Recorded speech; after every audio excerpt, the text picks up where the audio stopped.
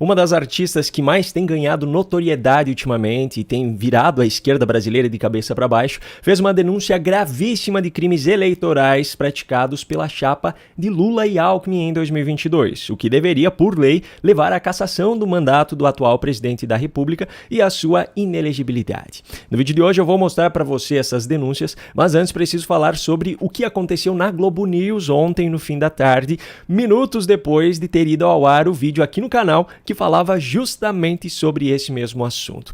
Deixa eu explicar melhor essa história. Ontem, segunda-feira, 25 de novembro, foi ao ar às 17h30 aqui no canal um vídeo que tinha como título "Saiu pela culatra, Fantástico entrega provas a favor de Bolsonaro ao revelar áudios exclusivos", onde mostrei alguns trechos da matéria exibida pelo Fantástico no último domingo, que continha áudios obtidos com exclusividade pela Globo, e legalmente, por sinal, pois esse inquérito está sob sigilo, e esses áudios provavam a inocência do ex-presidente Jair Bolsonaro em relação à suposta tentativa de golpe de Estado.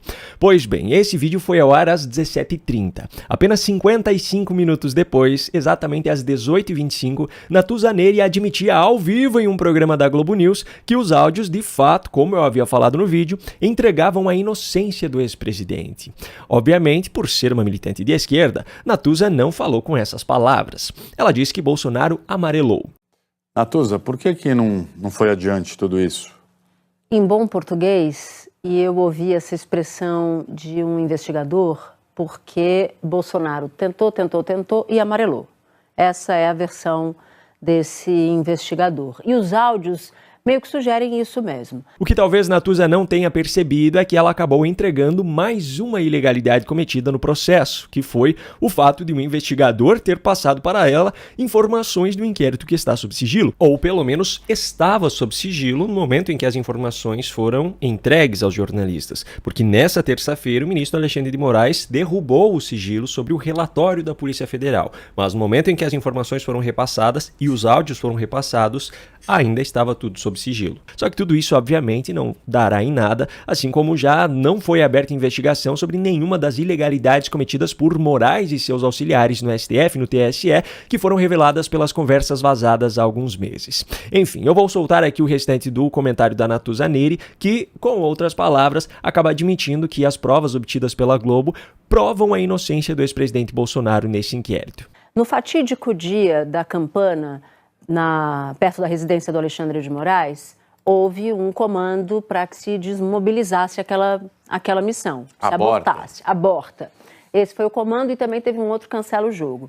E muita gente falou na época que o motivo teria sido uma sessão do Supremo que acabou mais cedo. É claro que não foi a sessão do Supremo, porque já se sabia desde cedo que aquela sessão acabaria mais cedo, e que Alexandre de Moraes, portanto, sairia mais cedo da sessão. O motivo foi que havia uma expectativa deste grupo, do qual eles fazem parte, de que Bolsonaro assinasse o decreto do golpe. E aí o decreto do golpe, uma vez assinado, publicado no Diário Oficial da União, abriria margem para que a turba prendesse Alexandre de Moraes. Então, a sincronia, a coreografia era essa. Esses áudios ajudam a gente a entender algumas coisas. A primeira é que, de fato, Mário tinha acesso diário, porque estava no Palácio do Planalto ao presidente da República, discutia o golpe, aparentemente, com total desenvoltura, mas havia uma expectativa de um grupo, e o relatório da semana passada da PF deixa isso mais ou menos claro, quando diz que, a partir do documento do plano do golpe que foi flagrado, que foi capturado numa busca e apreensão, que o objetivo era dar ares de legalidade ao golpe. Então havia uma preocupação, e isso parece ser uma preocupação de Bolsonaro a partir dos diálogos que a gente tomou conhecimento agora, no Fantástico, que Bolsonaro tinha medo de dar na cara que era um golpe. É tipo, toca o terror na República, toca fogo e aí decreta uma GLO, algo assim. É pensar torto por linhas tortas, porque Não existe nenhuma possibilidade de se dar áreas de legalidade a um golpe, seja por estado de defesa, seja por estado de sítio. Golpe é golpe, né? Não tem golpe Nutella e não tem golpe raiz. Golpe é golpe. O pior de tudo ainda é ter que ver uma pseudo-jornalista falando como se fosse uma especialista em Constituição. Ora, estado de sítio ou qualquer outra medida prevista na Constituição, pelo fato de estar justamente prevista na Constituição e ter todo um processo que precisa ser seguido, não pode ser considerado como golpe de Estado, mesmo que praticado.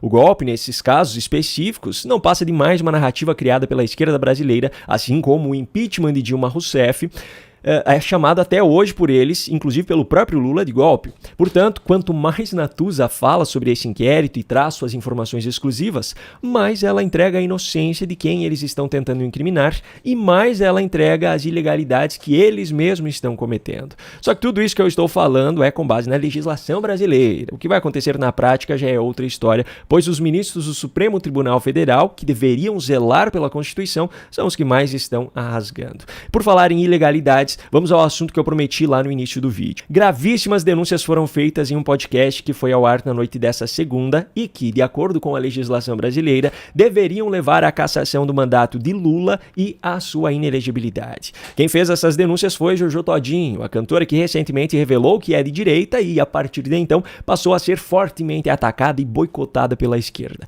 Veja só o que ela disse no Conversa Paralela dessa segunda. A pergunta foi essa aqui. Mas você já teve alguma proposta para apoiar algum político? Já tive. Jojo respondeu com a proposta que ela recebeu, mas recusou e ainda acusou outros artistas de terem recebido propostas e aceitado. Me ofereceram 1,5 milhão para fazer campanha quando Lula veio candidato a presidente. Eita, Jojo Todinho. Foi só pra você que isso foi oferecido? Não, para várias pessoas. Muitas pessoas. Todos os artistas que fizeram campanha política ganharam money. Ela ainda detalhou como foi a abordagem da campanha de Lula para que essa proposta fosse feita. mas como é que foi? Te ligaram, te mandaram e-mail? Conta um pouco mais aí. Para não deixar rastro, ligaram, marcaram um almoço, falaram que era trabalho. Quando eu cheguei lá, era para apoiar... Eu falei, desculpa, gente. Para apoiar o Lula na época das rolar. eleições. Isso aí. Em seguida, ela ainda endossou as acusações contra os influenciadores e as páginas de fofoca. Porque eles estavam pegando o quê? Os influencers, alguma coisa? Todas as pessoas que fizeram campanha, páginas de fofoca, que me atacam, todo mundo ganhou dinheiro para fazer campanha.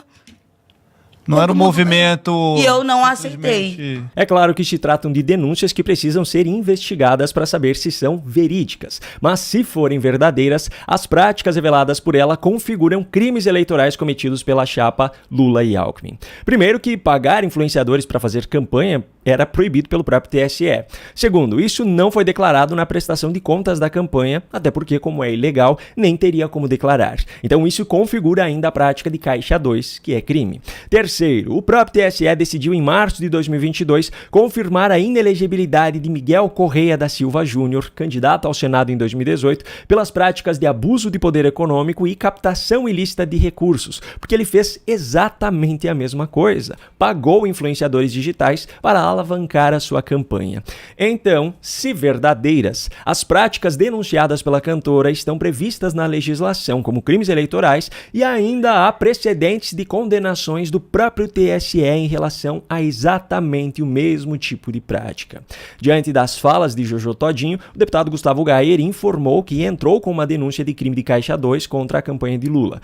Como eu falei, se confirmadas com investigações, elas devem fazer com que o mandato de Lula seja cassado e ainda seja declarada a sua inelegibilidade. Mas, sinceramente, eu acredito que nenhuma investigação será aberta e os motivos todo mundo já sabe. Espero muito estar errado sobre isso, mas recomendo que não sejam criadas expectativas sobre o caso. Agora chegou a hora de você, que assistiu até aqui, fazer o seu papel para que essas informações cheguem a mais pessoas. Compartilhe esse vídeo com quem você acha que precisa saber disso e, se não tiver com quem compartilhar diretamente, clique em gostei, pois assim você já ajuda o algoritmo do YouTube a entender que o vídeo é relevante e assim recomendá-lo a mais pessoas. Um grande abraço e até a próxima.